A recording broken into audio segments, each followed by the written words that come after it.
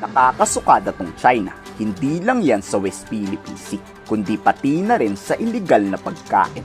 Mandidiri talaga kayo pag nalaman nyo ang buong istorya nito. Kinumpis ka kasi ng Department of Agriculture ang illegal na pinasok na Chinese product dito sa Pilipinas. Mga noodles at kimchi, kahong-kahong mga carrots, kamatis at toneto niladang sibuyas.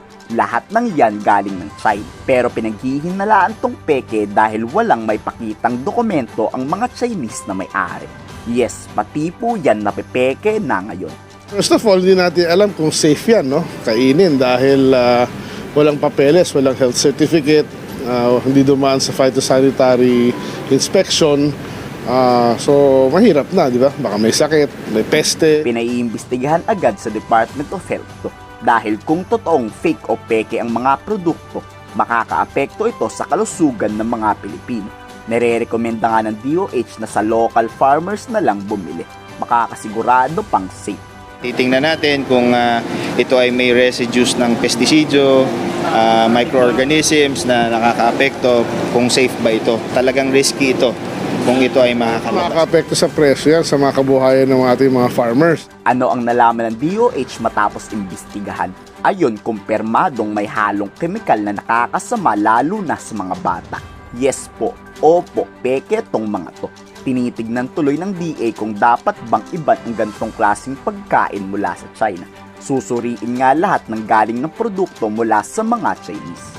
Hindi ito dumaan sa tamang proseso, kaya hindi natin alam kung paano siya produce or kung saan siya nanggaling talaga. Limitan, yung heavy metals tulad ng lead ay nakukuha natin sa lupa, no? Or doon sa mga fertilizer, no? Kung mayroong contamination ng heavy metals yung fertilizer, pwede din mag-contribute doon. Or kahit na yung environment mismo, may mga planta. Ang mas nakakadiri pa dyan, kumpirmadong kontaminado rin to ng dumi ng tao at hayop. Masisikmura mo pa yung kumain ito pagkatapos mo tong mapanood. Mas mabuti na hindi natin tangkilikin yung mga smuggled na commodities. Kasi delikado talaga yun sila dahil hindi natin alam, no, yung paano yun proseso, paano yun produce, at saka walang assurance from exporting country yun. Maharap nga sa patong-patong na kaso ang Chinese na may-ari nito. Payo ko sa inyo, maging mapanuri kung saan galing ang binibiling mga pagkain o produkto. Baka mamaya peke to at gawa ng mga Chinese tapos delikado to sa ating buhay.